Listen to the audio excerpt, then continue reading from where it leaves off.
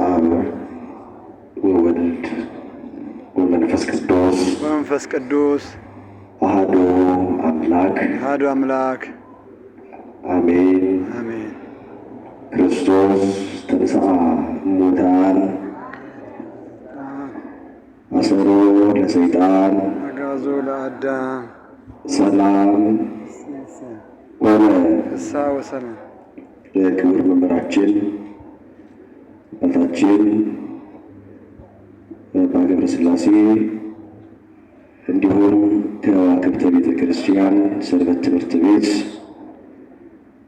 እግዚአብሔር በእውነት የሚወዳችሁ እግዚአብሔርን የምትወዱ አባቶቼና እናቶቼ፣ ወንድሞቼና እህቶች ወደ እኔ ይመጡ ዘንድ አትከልክሏቸው የተባላችሁ ሕፃናት ሁላችሁንም በእግዚአብሔር ፍጹም ሰላምታ በያላችሁበት ሰላም እላችኋለሁ። እንደምን አመሻችሁ? እግዚአብሔር ይመስገን። እንደምን ዋላችሁ? እግዚአብሔር ይመስገን። አሜን። ማእምረ ኅቡዓት ስውሩን የሚያውቅ አምላክ እግዚአብሔር የልባችንን ክፋት ተመልክቶ የአንደበታችንን ጥፋት ቆጥሮ በማንነታችን በበደላችን ሳይፈርድብን እችን ቀን በዕድሜያችን ላይ የጨመረ ቅዱስ አምላካችን እግዚአብሔር ስሙ ለዘላለም የከበረና የተመሰገነ ይሁን። አሜን። እስኪ አክብሩት እግዚአብሔር። ወላዲተ መዓት ወላዲተ አምላክ ቅድስተ ቅዱሳን እመቤታችን ድንግል ማርያም አመስግናት። እንደ ቅድስት ኤልሳቤጥ እንድንባረክ ስሟ የከበረና የተመሰገነ ይሁን። አሜን። እስኪ የምትወዷት እመቤታችን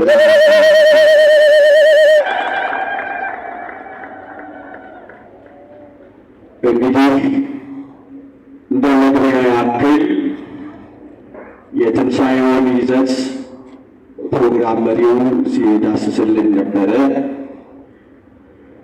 እኔ ደግሞ እንግዳ ሆኜ ስለተገኘው በተወሰነ መልኩ እንማራለን። እግዚአብሔር አባታችን የምስጢር ባለቤት እሱ ነውና ለሁላችንም ጥበቡን ምስጢሩን እንዲገልጽልን ቅዱስ ፈቃዱ ይሆንልን። አሜን። እንደነገርኳችሁ ከኔ አስቀድመው በፕሮግራም መሪው በወፍ በረራ ያክል ትንሣኤውን ነካ ነካ አድርገው ያሳሰቡን ወንድማችንን እግዚአብሔር አምላክ ቃለ ሕይወት ያሰማልን። መርቋቸው እንጂ ቃለ ሕይወት ያሰማልን። ቃለ ሕይወት ያሰማልን። አሁን ነገ የቤተ ክርስቲያን መምህራን የሆነ ይወጣሉና እግዚአብሔር ጸጋ ያበዛልን። ትንሣኤና ሕይወት በሚል ርዕስ እንማራለን። እስኪ ቃሉን በመምህራችን ጽላት እንዲጽፍልን የትምህርቱን ርዕስ እንዳንረሳ አንድ ላይ እንላለን። ትንሣኤና በውስኪ ትንሣኤና ሕይወት እግዚአብሔር ለሁላችንም ምስጢሩን ይግለጽልን። ቃሉን የምናገኘው የቅዱስ ዮሐንስ ወንጌል ምዕራፍ 11 ቁጥር 25 ላይ ተጽፎ እናገኘዋለን። የወንጌል ቃል የተናገረው ክብር ይግባውና ጌታችን መድኃኒታችን ኢየሱስ ክርስቶስ ነው። የወንጌልን ርዕስ አንስተን መማር ያስፈለገበት ዋና ምክንያት የሆነ እንደተባለው እስከ በዓለ ኀምሳ ድረስ ወርኃ ትንሣኤ፣ ሰሙነ ትንሣኤ፣ ዘመነ ትንሣኤ እያልን በጣም በብዙ ምስጢር በተብራራ ሁኔታ የኢትዮጵያ ኦርቶዶክስ ተዋሕዶ ቤተ ክርስቲያን የክርስቶስን ትንሣኤ ስለምታስብ በቤተ ክርስቲያናችን አስተምሮ ደግሞ በትንሣኤ ዘመን ልደቱ አይሰበክም። በትንሣኤ ዘመን ጥምቀቱ አይሰበክም ለማጣቀሻ ለማብራሪያ ካልሆነ በስተቀር። ምክንያቱስ ካላችሁኝ ስለ ትንሣኤው ምስጢር ተምረን ሰምተን የማንጨርሰው የቤተ ክርስቲያን መጻሕፍት የክርስቶስ ትንሣኤ በብዙ መልኩ ስለሚብራራና ስለሚተረጉም ስለ ትንሣኤው እንማራለን። ዝማሬው፣ ምስጋናው፣ የምንበላውና የምንጠጣው እንኳ ሳይቀር ከክርስቶስ ትንሣኤ ጋር የተያያዘ ምስጢር ስላለው በዚህ በሰሙነ ትንሣኤ የክርስቶስን ትንሣኤ መስማትና መማር አስፈላጊ ስለሆነ ነው። ትንሣኤ ለእኔና ለእናንተ ተስፋ ነው። ትንሣኤ ለክርስቲያኖች ትልቁ ተስፋ ነው። ትንሣኤ በዓለም ላይ ካሉት ሃይማኖቶች ሁሉ የምንለይበትና የተለየንበትም ትልቁ ምስጢር ነው። ትንሣኤ በዓለማችን ላይ ከ2000 በላይ የበዙ ሃይማኖቶች እንዳሉ ይታወቃል። ሃይማኖትን የመሰረቱ ሰዎች መምህሮቻቸው አፈር በልቷቸው አጥንታቸው ተከስክሶ ዛሬ ድረስ ስጋቸው በመቃብር ረግፎ ዛሬ ድረስ መቃብራቸው ይጎበኛል። የእኔና የእናንተ አምላክ ግን መቃብሩ ባዶ ነው። የተዋሃደውን ስጋ በመቃብር አልተወም። ሞትን ድል አድርጎ ተነስቷል። ከአራቱም አቅጣጫ ወደ ኢየሩሳሌም ወደ ጎልጎታ የሚሄዱ ሰዎች የክርስቶስ መቃብር ባዶውን ሆኖ አፉን ከፍቶ ይጎበኛል። ክርስቶስ ስለተነሳ ምስጋና ይገባው መድኃኒዓለም። ስለዚህ ባዶ ነው። የሌሎች ሃይማኖቶች መስራቶች ግን እስከ ዛሬ ድረስ መቃብራቸው ይጎበኛል። የኔና የእናንተ አምላክ ግን ሞት ይዘው ዘንድ አልቻለምና፣ ስለዚህ ወደ ዋናው ሀሳብ ነው የምንገባው። ትንሣኤና ሕይወት ማለት ምን ማለት ነው?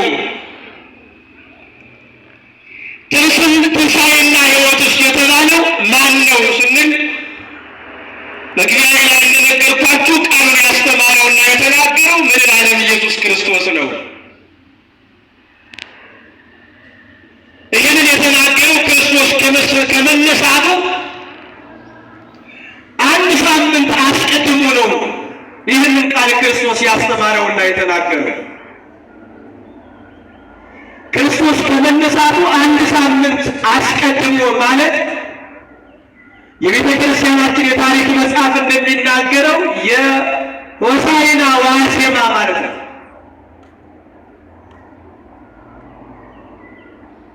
ይህም ደግሞ በአልዓዛር መሞት፣ በአልዓዛር መቃብር፣ በአልዓዛር በለቅሶ ቤት ተገኝቶ ነው ክርስቶስ ይህንን ቃል የተናገረው። ክርስቶስ ይነሳ አንድ ሳምንት ሲቀረው እንዳልኳችሁ አልዓዛር ረቡዕ ሞቶ ተቀበረ። ሆሳዕና ሊደርስ ክርስቶስ ወደ ኢየሩሳሌም በአህያ ውርንጭላ ሊገባ 4 ቀን ሲቀረው ማለት ነው፣ ወይም 5 ቀን ሲቀረው አልዓዛር ረቡዕ ሞቶ ተቀብሮ ክርስቶስ ወደ ቢታንያ ደግሞ ወደ አልዓዛር ቤት በዕለተ ቀዳሚት ሄደ ይላል። ዕለተ ቀዳሚት የአይሁድ ሰንበት ናት። የኔና የእናንተ ሰንበተ ክርስቲያን ደግሞ እሑድ ነው። የሰማችሁ ነው። የአይሁድ ሰንበት ደግሞ ዕለተ ቀዳሚት ስለነበረች የፋሲካ በዓል ደርሷል። የአይሁድ አማኞች ደግሞ ከአራቱም አቅጣጫ የፋሲካን በዓል ለማክበር ወደ ኢየሩሳሌም እየገቡ ነው። ወደ ኢየሩሳሌም ሲመጡ ግን ከሌላው በዓል በተለየ መልኩ ለሁለት ነገር ወደ ኢየሩሳሌም ለሶስት ነገር ይመጡ ነበር ይላል። ለስንት ነገር እንኳን? ለሶስት ነገር። አንደኛው የአልዓዛርን መነሳት ሰምተው ከሞት የተነሳው አልዓዛርን ለማየት ጓጉተው ይመጡ ነበር። ሁለተኛው አልዓዛርን ደግሞ ያስነሳውን ያንን ጌታ ለማየት ይመጡ ነበር ይላል በጉጉት። ሶስተኛው የፋሲካ በዓል ለማክበር ነው። ፋሲካው የእኛም ፋሲካ ሳይሆን የአይሁድን ፋሲካ።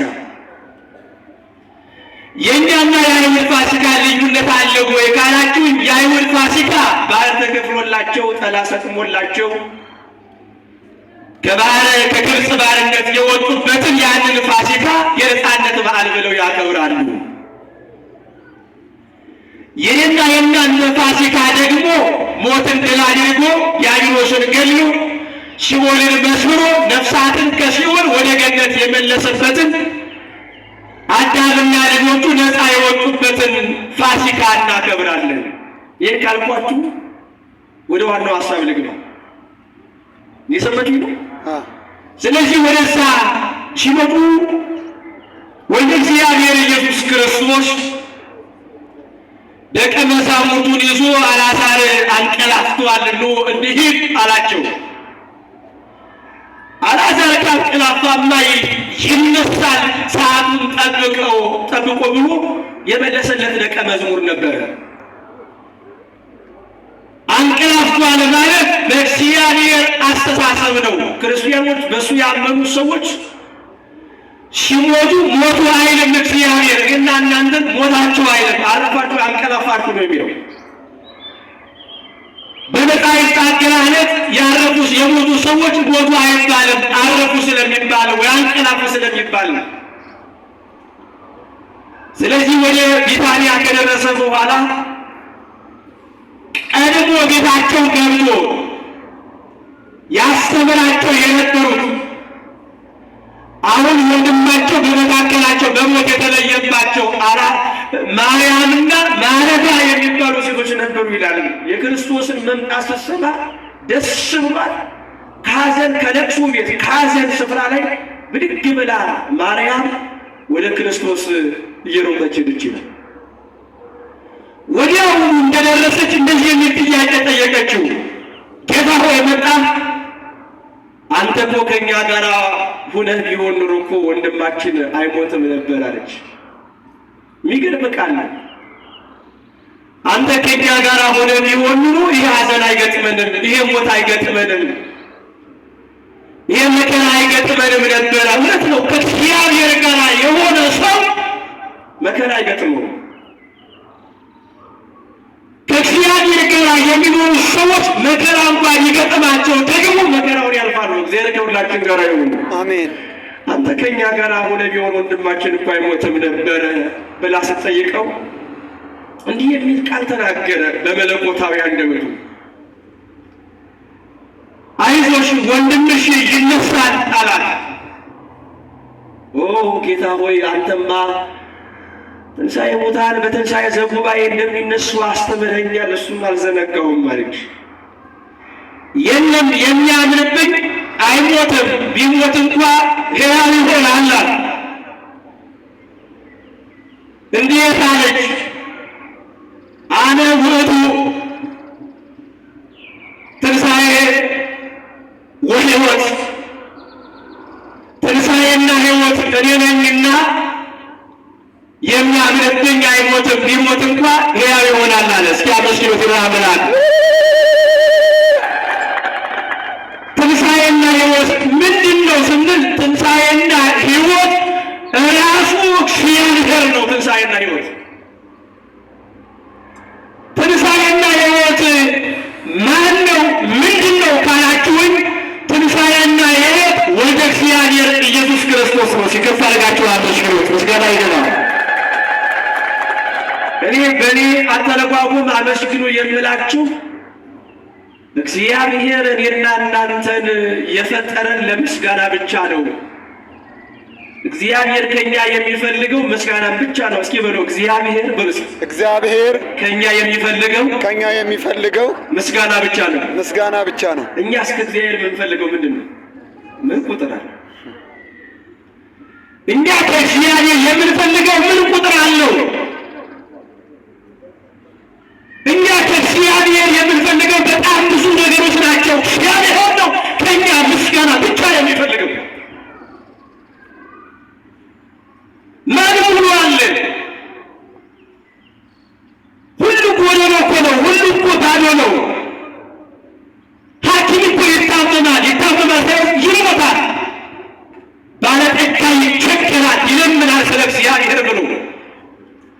ስንቶች ሚሊዮን የነበሩ ባለሀብት የነበሩ ሰዎች በአንድ ደቂቃ ንብረታቸው ወድመው ጎዳና ላይ ወጥተው እጃቸውን የዘረጉ ብዙ ሰዎች አሉ። የብዙዎችን ጤና ሲመልሱ ሲያክሙ የነበሩ እኮ ዶክተሮች እኮ እግዚአብሔር ይማርህ እየተባለውን በአልጋ ተጣብቆ የሚኖሩ ሰዎች እኮ አሉ። ብዙዎችን አዋቂ ያደረጉ ሰዎች አንድ ቀን እኮ ታውለው ወድቀው ቀርተው የማይሰሙ ያልተማሩ የሆኑበት ብዙ ሰዎች እኮ የሆኑ ሰዎች እኮ ነው። ለዘላለም አዋቂ፣ ለዘላለም ሕያው፣ ለዘላለም ባለጠጋ፣ ለዘላለም ሁሉ ያለው እግዚአብሔር ብቻ ነው። በምስጋና ይግባው እርሱ ብቻ ነው ሁሉ እና ከኛ የሚፈልገው እግዚአብሔር ምስጋና ብቻ ነው። ምን ብቻ ነው? ምስጋና ብቻ። ሥላሴ ሰውን ለምን ፈጠረ ቢሉ አምላክነቱ እንዲገለጥ፣ ፈጣሪነቱ እንዲገለጥ፣ አምላክነቱ በባህሪው ተሰውሮ እንዳይቀር ሥላሴ ሰውን ለምን ፈጠረ? አመስግነው ሰው አክብሮት ክብሩን እንዲወስድ ፈጠረ።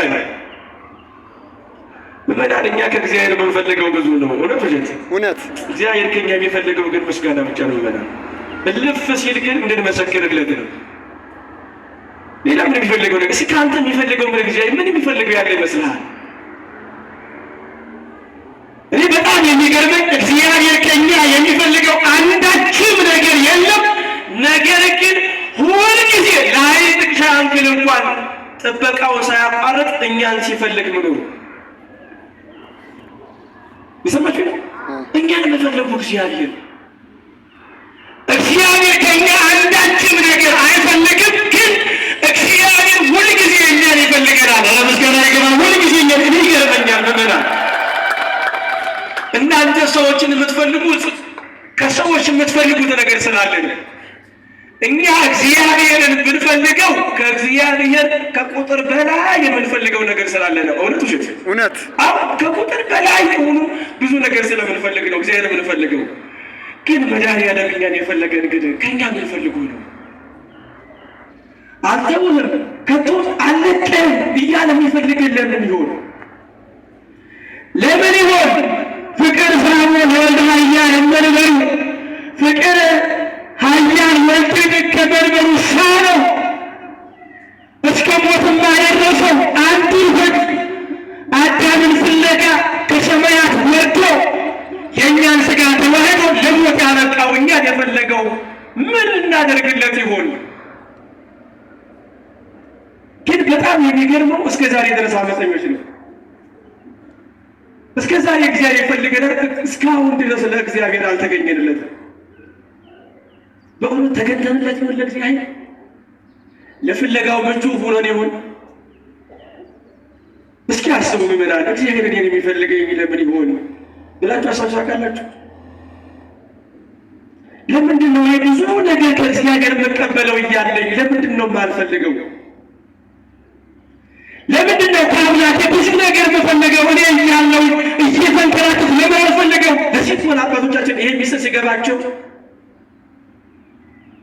አጥንታቸው እስኪከሰከስ ስጋቸው እስኪቆረጥ ደማቸው እስኪፈስ ድረስ እግዚአብሔርን ፈለጉት። ጳውሎስ በባህር መከራ ደረሰብኝ፣ በወገኖች በኩል መከራ፣ በወንበዴዎች በኩል መከራ፣ በረሃብ በጦም በስቃይ ብዙ ጊዜ በብዙ መከራ ብዙ ጊዜ በጦም በስቃይ ኖርኩኝ ካለ በኋላ ክርስቶስን አገኝ ዘንድ አለ። ማንን አገኝ? ክርስቶስን አገኝ ዘንድ። እግዚአብሔር ሁላችን ጋር ነው። አንተ ከኛ ጋር ሆነ ቢሆን ኖሮ ወንድማችን ባለሞተ ስለ እኔ ትንሣኤና ሕይወት ነኝ አለ። ስለዚህ የሚያምንብኝ ቢሞት እንኳ ይነሳል አላት። የሚያምንብኝ ቢሞት እንኳ ሕያው ይሆናል። ስለዚህ ካለን ጊዜ አኳያ ሁለቱም ነገር ብቻ ነው የምነግራችሁ። ትንሣኤና ሕይወት ማለት ምን ማለት ነው? እስኪ እንደው ትንሣኤ ማለት ምን ማለት ነው ስንል ትንሣኤ ማለት በጥሬ ቃሉ ተነሳ፣ ተነሳ፣ ትንሣኤ አነሳሲልና ትንሣኤ ማለት ከሞት